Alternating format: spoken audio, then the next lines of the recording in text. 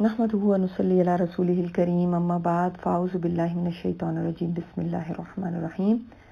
رب اشرح لی صدری ویسر لی امری واحلل عقدۃ من لسانی یفقهوا قولی۔ رب زدنا علما، اللہم فقہنا فی الدین، اللہم انا نسألک علما نافعا وعملا متقبلا ورزقا طیبا، اللہم انفعنا بما علمتنا وعلمنا ما ينفعنا وزدنا علما، آمین یا رب العالمین۔ وَهُوَ الْغَفُورُ الْوَدُودُ، اور سبحان اللہ، اللہ تعالیٰ نے فرمایا وہ بخشش بھی فرمانے والا ہے اور الودود ہے۔ الودود کے اندر جو معنی ہے نا، صرف محبت کرنے والا نہیں، بلکہ محبت میں انٹینسٹی کے لیے آتا ہے، شدید محبت کرنا۔ محبت سے بھی جو اگلا درجہ ہے، اڈور کرنا، فل آف لو، اس کو کہتے ہیں الودود۔ ورنہ تو محب بھی لفظ ہے، المحب، محبت کرنے والا۔ تو الودود میں تو کچھ فرق ہونا چاہیے نا۔ اللہ تعالیٰ نے جہاں پر اپنی پکڑ کا ذکر کیا کہ وہ بہت شدید ہے اس کا بھینچنا، وہاں پہ دیکھیں ایک ہی آیت چھوڑ کے جو اللہ تعالیٰ کے اسماء و صفات آئے ہیں وہ بھی الغفور، الودود، بہت زیادہ معاف کرنے والا، بہت زیادہ محبت کرنے والا۔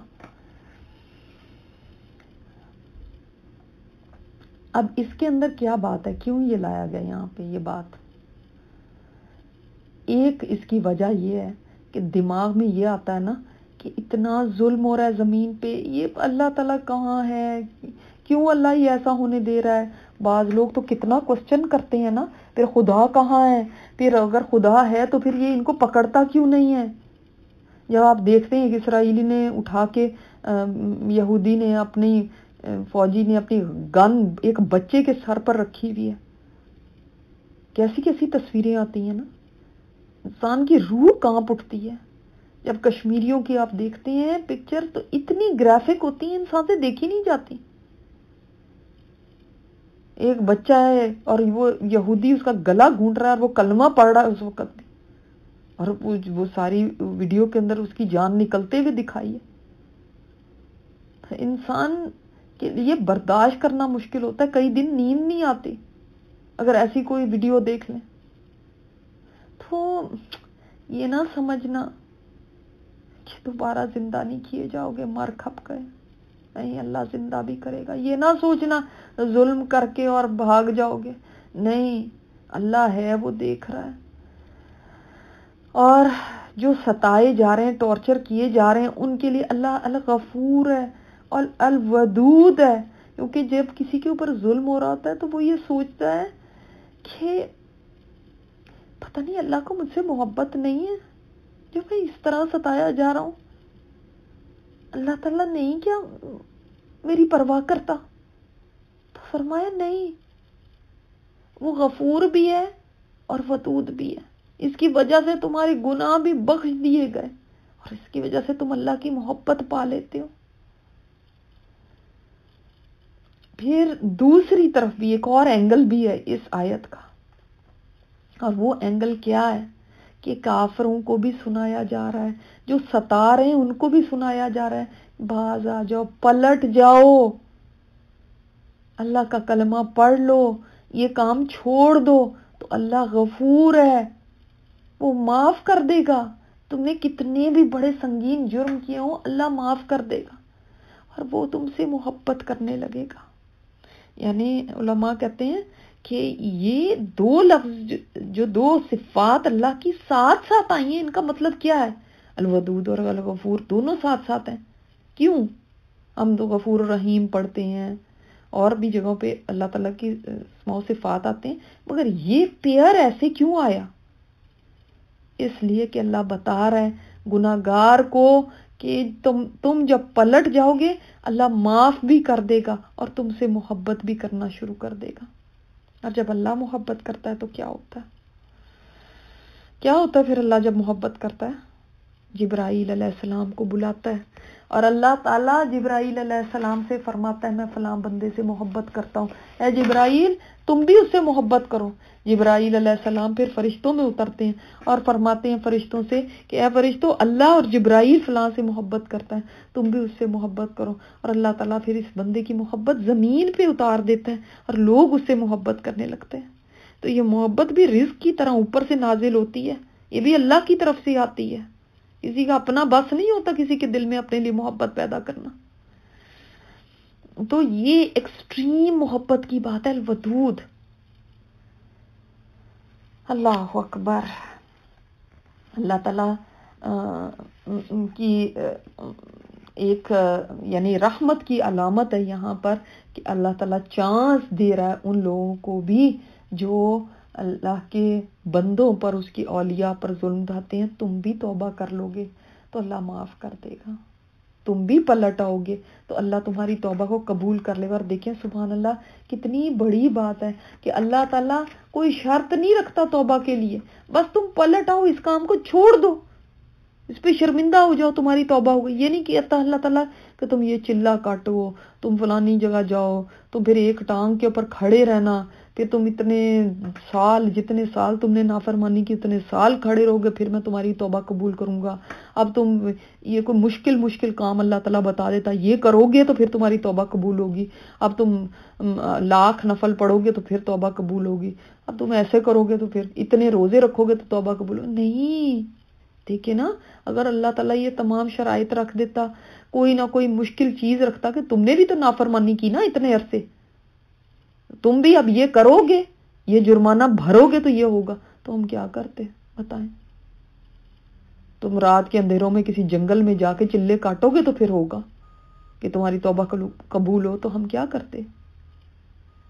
اس کے برعکس اللہ تعالیٰ نے کیا فرمایا؟ ابن آدم، جب تک تو مجھے پکارتا رہے گا اور مجھ سے پر امید رہے گا میں تجھے بخشتا رہوں گا۔ اے ابن آدم، تو جب بھی مجھ سے دعا کرے اور مجھ سے امید رکھے تو تیرے جتنے بھی گناہ ہوں گے میں بخش دوں گا، اور مجھے اس کی کوئی پرواہ نہیں ہوگی۔ اے ابن آدم، اگر تیرے گناہ آسمان کی بلندی کو پہنچ جائے، جیسے ان لوگوں کے گناہ آسمان کی بلندی کو پہنچ گئے، دیکھیں انہوں نے کتنا ظلم کیا، پھر تو مجھ سے بخشش طلب کرے تو میں تجھے بخش دوں گا، مجھے اس کی کوئی پرواہ نہیں۔ اے ابن آدم، اگر تو زمین بھر کے گناہ لے آئے پھر مجھے اس حال میں ملے کہ تو نے میرے ساتھ شرک نہ کیا، تو میں اتنی مقدار میں تجھے بخشش سے نواز دوں گا۔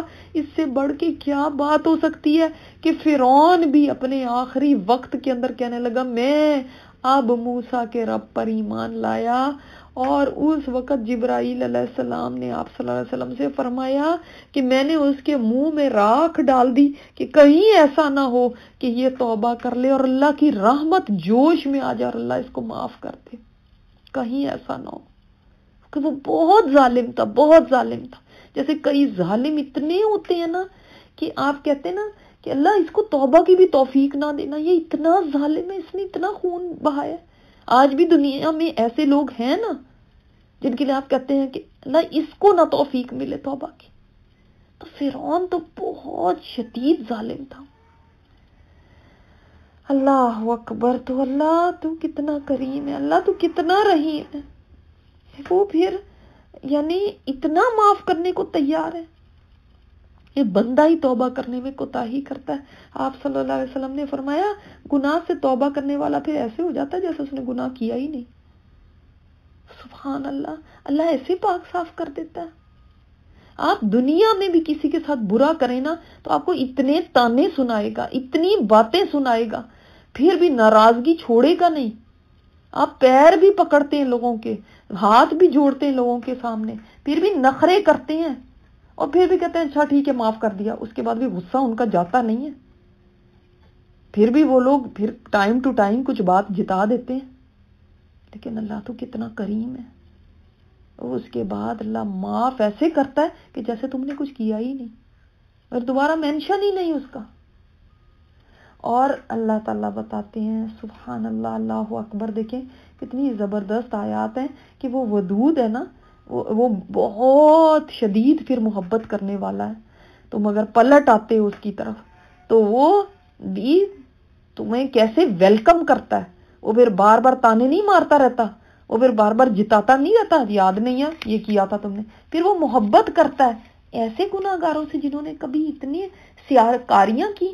ہاں، اور یہ کوئی عام شخص نہیں کہہ رہا، ذل عرش المجید ہے، وہ عرش والا ہے جو بڑی بزرگی والا ہے، گلوریس، آنریبل، بڑا عظمت والا ہے، یہ اس کی بات ہو رہی ہے. یعنی کوئی عام انسان اگر کسی سے محبت کرے تو پھر بھی دوسرے کو پتہ چلتا ہے تو کیا بتایا جاتا ہے، جی فلاں آپ سے محبت کرتا ہے، بہت بڑی محبت کرتا ہے، بڑا آپ کا پوچھتا ہے، تو آپ کو اچھا ہی لگتا ہے کہ اچھا وہ مجھ سے محبت کرتا ہے. لیکن اگر بتایا جائے کوئی بہت اعلیٰ شخصیت، بہت بڑی ہستی، کوئی بڑی ریسپیکٹفل، جس کا بڑا مقام اور مرتبہ ہے، وہ جی آپ سے محبت کرتا ہے، تو پھر تو آپ کہتے ہیں میں کتنی نصیبے والی ہوں جی، مجھے اس کی محبت مل گئی. تو سوچیں، جس کو اللہ تعالیٰ فرما رہا ہو کہ وہ الودود ہے اگر تم پلٹ آتے ہو، وہ الودود ہے اگر تم معافی مانگ لیتے ہو، توبہ کرتے ہو، سوچیں کہ یہ کتنا بڑا مقام ہے جو کسی کو مل جائے کہ اللہ تعالیٰ اس سے محبت کرنے لگے. اس سے زیادہ بڑے تو نصیبے کی بات ہی نہیں کوئی ہو سکتی. جو کیسا ہے وہ رب، عرش کا مالک، یعنی کوئی وہ معمولی ہستی نہیں ہے، عرش کا مالک. آپ کو پتہ ہے عرش اللہ تعالیٰ کی مخلوق میں سب سے عظیم چیز ہے. عرش کے اٹھانے والے فرشتے جو ہیں ان میں سے ایک فرشتہ کو پتہ نا، عرش کے بھی حاملین عرش جن کو کہا جاتا ہے، ایک فرشتے کے بارے میں بھی آپ صلی اللہ علیہ وسلم نے کیا فرمایا کہ اس کے کان کی لو سے لے کے گردن تک کا فاصلہ 700 سال کی مسافت کا ہے، اتنا ڈسٹینس ہے. اللہ اکبر. اور یہ عرش کے اٹھانے والے ہیں. عرش کے بارے میں حدیث میں آتا ہے نا کہ زمین و آسمان، ساتوں زمین و آسمان کرسی کے مقابلے میں، کرسی اس کو کہتے ہیں جو فٹ سٹول ہوتا ہے، کرسی کے مقابلے میں یہ ساتوں زمین آسمان اتنے چھوٹے ہیں جیسے صحرا میں ایک چھلا پڑا ہوا ہے، ڈیزرٹ میں ایک رنگ. آپ ڈھونڈ سکتے ہیں کبھی اس کو، ایک رنگ ڈیزرٹ میں آپ کی گم ہو جائے. یہ اتنے چھوٹے کرسی کے مقابلے میں، اور کرسی عرش کے مقابلے میں اس کا کیا حال ہے، فرمایا حدیث میں جیسے صحرا میں ایک چھلا پڑا ہو. تو زمین و آسمان عرش کے مقابلے میں کیا ہوں گے، اور ہم تو زمین و آسمان کے مقابلے میں بھی کچھ نہیں ہے. ہمارا کیا حیثیت ہے پورے زمین و آسمان کے، تو نظر بھی نہ آئے، اگر اوپر جہاز پہ بھی چلے جائیں ہم کھڑے میں نیچے نظر نہ آئے. ہم تو اتنے حقیر اور چھوٹے ہیں. اور کہاں وہ ذل عرش اور المجید جو بزرگی والا ہے وہ کہے کہ میں تم سے محبت کرتا ہوں، میری محبت تمہیں حاصل ہو جائے گی، جبکہ انسان کی کوئی حیثیت نہیں ہے اس کے سامنے. اور اچھا المجیدو، اگر ایک قرات تو یہ ہے نا المجیدو، اگر اسی طرح دال کے اوپر پیش پڑی جائے تو یہ اللہ کی صفت ہے کہ اللہ ذل عرش بھی ہے، عرش والا بھی ہے، اور المجید بھی ہے. لیکن ایک اور بھی اس کی قرات ہے جس میں المجیدی پڑھا جاتا ہے، تو پھر اگر المجیدی پڑھا جائے تو پھر یہ عرش کی صفت ہے کہ عرش والا، اور وہ عرش کیسا ہے، وہ عرش بھی بزرگی والا ہے، عرش بھی بڑا یعنی آنریبل ہے. فعال لما یرید. اب یہ ساری پچھلی باتیں بتا کے پھر اب جو انسان کے ذہن کے اندر ایک بات چل رہی ہے نا، اللہ کو پتا ہے کہ کیوں نہیں اللہ مدد کرتا. دیکھیں کئی لوگ اپنا ایمان تک کھو دیتے ہیں، کیوں نہیں اللہ تعالیٰ ان کو پوچھتا، بھلا ان کے ساتھ اتنا کچھ ہو رہا ہے، دنیا میں اتنا ظلم و ستم ہو رہا ہے. اللہ تعالیٰ فرماتا ہے فعال لما یرید. فعال کے اندر نا کر گزرنے کا معنی ہے، وہ کر گزرتا ہے، تکرار ہے، بار بار جو چاہتا ہے کرتا ہے، جو ارادہ کرتا ہے. تو ٹھیک ہے وہ تم سے محبت تو کرتا ہے، مگر تم اس کے اوپر حکم نہیں چلا سکتے، تم اس کے اوپر اعتراض نہیں کر سکتے، تم اس کو ڈکٹیٹ نہیں کرا سکتے کہ اللہ یہ کرے، اب وہ کیوں نہیں پکڑ رہا، یعنی اب تمہارے کہنے کے اوپر وہ پکڑے، وہ تمہارے کہنے پہ مہلت دے، وہ تم سے پوچھ کے کوئی فیصلہ کرے، نہیں. فعال لما، جو چاہے کرے، اس کی مخلوق ہے، وہ جو جیسے چاہے اس میں تصرف کرے. دیکھیں نا الذی لہ ملک السماوات والارض، بادشاہت آسمان و زمین کی جو کچھ اس میں ہے سب اسی کا ہے. آپ کی کوئی چیز ہو، مثلا آپ کا گھر ہے، آپ اپنے گھر میں کوئی چیز کہیں رکھتی ہیں، کوئی کہیں رکھتی ہیں، کچھ گاربیج کر دیتی ہیں، کچھ سجا کے رکھ لیتی ہیں. کوئی آپ کو آگے کہے یہ تم نے کیوں سجایا ہوا ہے، یہ تو گاربیج کرو، یہ کیا تم نے رکھا ہوا ہے، یہ تو نہیں رکھنا. تو آپ کہتی ہیں کہ میرا گھر ہے، میں جو مرضی کروں، تم کون ہوتے مجھے بتانے والے. کہتی ہیں نا. یہاں آپ کسی کو آنے دیتی ہیں اور جو مرضی وہ اٹھا کے کرے اور آپ کو ڈکٹیٹ کرائے کہ تم نے ایسے نہیں کرنا اور ایسے. کوئی کر سکتا ہے ایسے؟ نہیں کر سکتا نا. آپ نہیں اجازت دیتی. اور اللہ جو خالق بھی ہے، مالک بھی ہے، ہم تو کوئی چیز کے مالک ہی نہیں ان گھروں میں. پھر بھی ہم ملکیت نہیں رکھتے، کل ملکیت نہیں، وقتی ملکیت ہے چھوٹی سی. اس میں بھی پورا اختیار نہیں ہے ہمیں. اور وہ تو ہر طرح کا اختیار رکھتا ہے. کیا اس کو یہ حق نہیں ہے کہ وہ جو چاہے کرے؟ ہم اس سے کوسچن کرتے ہیں، کیوں کیا، ایسے کیوں کیا؟ ہم اس سے سوال کریں گے. ہماری حیثیت کیا ہے؟ ہم خود کو کیا سمجھتے ہیں؟ حل اتاک حدیث الجنود، اے نبی آپ کے پاس آئی خبر لشکروں کی. یہ اصل میں سوال کرنے کا طریقہ یہ کیوں ہوتا ہے؟ کیونکہ آپ صلی اللہ علیہ وسلم نے یہ قرآن جب پڑھ کے سنانا ہے تو اس کو سننے والے ہر طرح کے لوگ ہوں گے. یہ سوال کا طریقہ ہوتا ہے متوجہ کرنے کے لیے. آئی آپ کے پاس خبر؟ دوسرا ایک دم ہوتا ہے کون سا لشکر؟ فرعون و سمود، فرعون کا اور سمود کا. فرعون بھی بڑا سرکش تھا اور سمود بھی کوئی کم نہیں تھے سرکشی میں. دیکھا نہیں انہوں نے، ہم نے پڑھا بھی ہے کہ انہوں نے کیسے اونٹنی کی کونچیں کاٹ دی. ان کو پتا تھا یہ معجزہ ہے، معجزہ انہوں نے آنکھوں سے دیکھا تھا، پھر بھی ان کو ذرا بھی جھجک نہ آئی. اور فرعون کی تو ہم پورے قرآن میں اس کے ظلم و ستم پڑھ چکے ہیں. وہ جو بچوں پر بھی رحم نہیں کھا سکتا، یعنی نیو بورنز پہ بھی، اور سوچ لیں کہ وہ کتنا سنگ دل ہوگا. تو فرعون اور سمود ان کی خبر آئی، یعنی بتانا یہ مقصود ہے کہ پھر دیکھو اللہ تعالیٰ نے ان کا انجام کیا کیا. وہ جو طاقت کے نشے کے اندر دھت تھے اور سوچتے تھے ہمیں کوئی نہیں پکڑ سکتا، جنہوں نے کونچے کاٹ دی اونٹنی کی اور ان کو پرواہ نہیں تھی، وہ سوچتے تھے ہمارا کچھ نہیں بگڑے گا. اور وہ فرعون جو بچوں پر ظلم و ستم کر کے سوچتا تھا میرے اقتدار کو کوئی چیلنج نہیں کر سکتا، پھر دیکھو ان کا کیا انجام ہوا. ان کے بڑے بڑے لشکر تھے، ہاں جی، بہت بڑی ویل آرگنائزڈ آرمی تھی ان کی. بل الذین کفروا فی تکذیب، بلکہ کافر تو تکذیب میں ہیں. پہلے آیا نا بل الذین کفروا یکذبون، وہ تو فعل تھا. فی مطلب میں، جب کوئی چیز میں کہتی ہوں یہ چیز میں نے اس میں ڈال دی تو اس کا مطلب چاروں طرف سے، مثلا میں نے بوتل میں ڈال دی تو اس کا مطلب بوتل نے چاروں طرف سے اس چیز کو گھیر لیا، رائٹ. فی میں کا معنی ہے یعنی وہ غرق کے تکذیب میں. ان کو بس تکذیب ہی کرنی آتے، جھٹلاتے جاتے ہیں بغیر سوچے سمجھے. واللہ من ورائہم محیط، وہ یہ نہیں سوچتے کہ اللہ تعالیٰ ان کو گھیرے ہوئے ہے آگے سے پیچھے سے. ورا کا معنی جو ہے نا، وہ عربک میں کچھ لفظ ہیں جن کے معنی دونوں آتے ہیں، اپوزٹ معنی آتے ہیں اور دونوں ایک ہی لفظ میں ہوتے ہیں. یہاں پہ آگے کا معنی بھی ہے، پیچھے کا معنی بھی ہے. اللہ تعالیٰ نے ان کو آگے پیچھے سے ہر طرف سے گھیرا ہوا ہے اور ان کو پتہ ہی نہیں. اللہ اکبر. انسان بڑے تکبر کے ساتھ، بڑے نخرے کے ساتھ، بڑا اپنے آپ کو کچھ سمجھتے ہوئے چل رہا ہوتا ہے اور الٹی سیدھے کام کر رہا ہوتا ہے، ظلم کرتا ہے، لیکن وہ یہ نہیں سوچتا کبھی کہ اللہ تعالیٰ نے مجھے گھیرا ہوا ہے، اپنی طاقت اور قدرت کے ساتھ گھیرا ہوا ہے، اپنے علم کے ساتھ گھیرا ہوا ہے، جب چاہے پکڑ لے گا. یہ تو اس نے رسی دراز کی ہوئی ہے، جب چاہے رسی کھینچ لے. بل ہوا قرآن مجید، بلکہ یہ تو قرآن مجید ہے. قرآن وہ جو مجد والا، بہت عظمت والا، عزت والا، بزرگی والا، جس کو یہ نہیں مانتے، جس کو یہ کہتے ہیں. دیکھیں اسی قرآن کے ذریعے ہی تو ایمان والوں کو ہدایت ملی تھی نا. یہی قرآن تھا جس کو کافر جھٹلاتے تھے نا. اللہ تعالیٰ نے فرمایا یہ قرآن ہے جو بہت بزرگی والا ہے، تم اس کے بارے میں ایسی بات کرتے ہو، حالانکہ یہ اللہ تعالیٰ کے نزدیک قدر و منزلت والا ہے.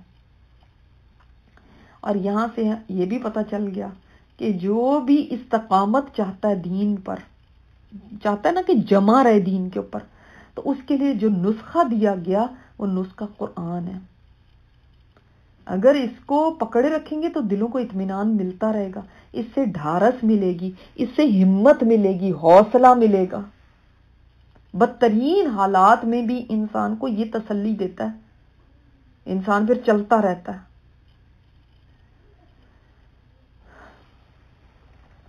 اور پھر فرمایا فی لوح محفوظ، یہ لوح محفوظ میں ہے. لوح محفوظ اللہ تعالیٰ کے پاس ایک یعنی ٹیبلٹ ہے جس کے اندر یہ قرآن محفوظ ہے، یعنی اس کو کوئی بدل نہیں سکتا، اس کو وہاں تک کسی کی ریچ نہیں ہے، وہاں کوئی جا کے اس کے اوپر کوئی اثر انداز نہیں ہو سکتا.